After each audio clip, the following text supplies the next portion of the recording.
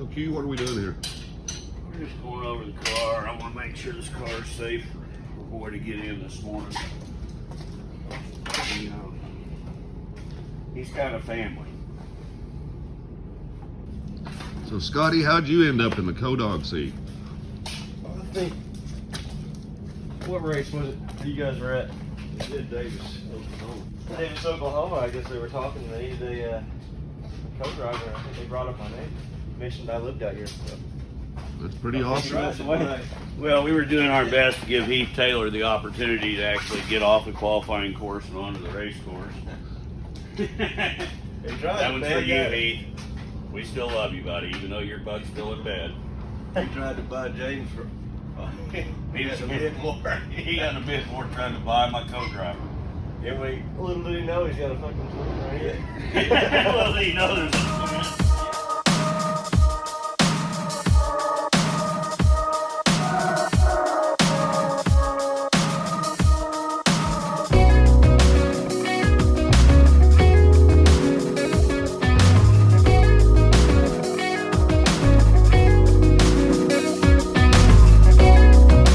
Race day? Getting close. Those butterflies will start flying here in a little bit. Yeah, so what's your, where are you starting at? 60. 60th? And what's your strategy, man? What's the plan when you get out there? Keep it together. Nutrition. Keep it together. How many cars? Keep it good pace. Well, if it's more than 20, it's going to be harder next year. That's right. And who's your co-driver? Scotty King. Scotty King right over here, man. Hey. How's it going? What's your job as a co-driver?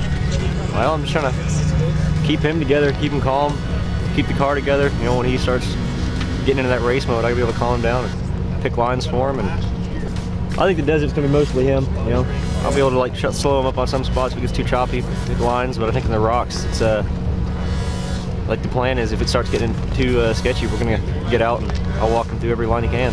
Cool. Well, plan to get a good time and keep her on all four. Sure there'll be a time or two. We got it on A couple other a couple wheels. other ones.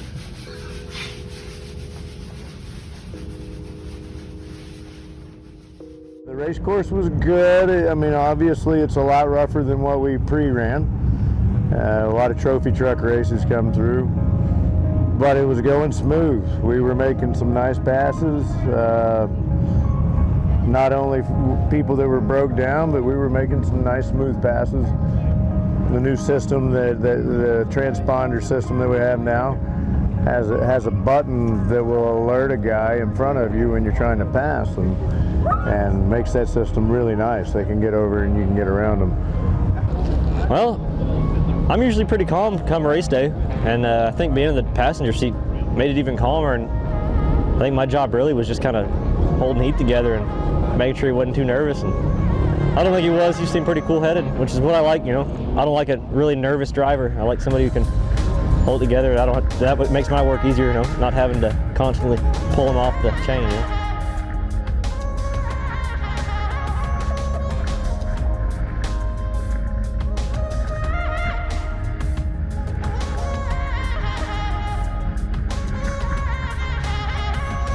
I think we were holding a good pace, and then you know, mechanical failure with our tie rod, and we ended up washing a little bit and couldn't keep up with the wash, and we did 3 or 4 rolls and got back on top. I forget what number it was, but I owe them a case of beer. They stopped and gave us a pull over. We found a bolt to go in the tie rod in. Ratchet strapped it down, and we limped in the last 31 miles at about, well, not the last 31 miles at about 15 miles an hour. That was a long, long trip. And when we got to pit 1A, we had another tie rod in there that we needed. We were able to put it on.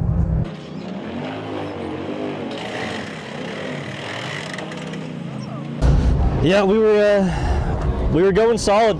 We had a smooth, nice pace, probably running 60, 65 to the desert. Not pushing too hard. We were passing people, and there wasn't any need for us to push harder. So we were just kept that pace, got all the way to Cougar Buttes. It's, made it right through Cougar Buttes just fine, didn't have any holdups. Coming right at the top, we got back in the desert section, and I think a mechanical failure on the car caused us to have a little kicker. We steered back into it, and the car flipped about 3 or 4 times. Got out, and knew it wouldn't hold us up, so we put the strap on the car, found the first guy who could pull over, and hooked it on the back of him. He flopped us over. I can't remember what the number is, but man, that was some amazing sportsmanship. That's what I love to see. That's what I love about the off-road world.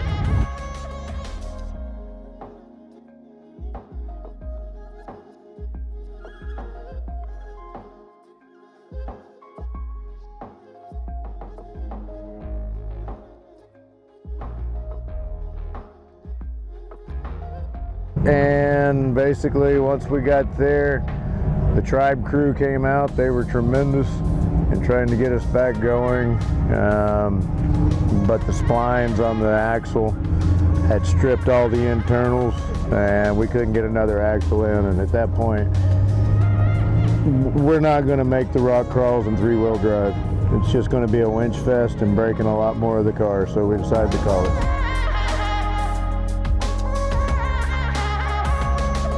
Scotty King, got McDaniel, and Wait real quick, I'll get you on here. yeah. McDaniel in the car. He keeps up with me.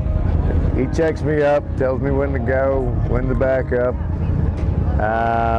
Arco Excavation and Paving, that's one of our main sponsors. Family Rental is another sponsor that we have. CSM, Centerpoint.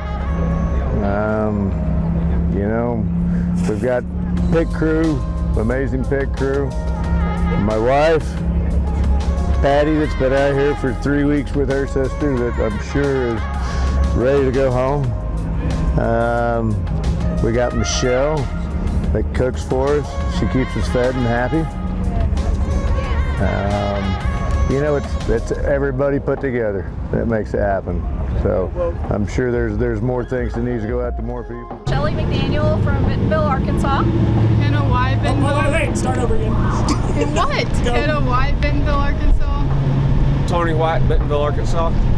Matthew Craig, Bentonville, Arkansas. Haley May, Bentonville, Arkansas. Corbin White, Bentonville, Arkansas. Zach Tinsley, Washburn, Missouri. It's a good race series. I think they put on a good program. I will definitely be back to KOH next year.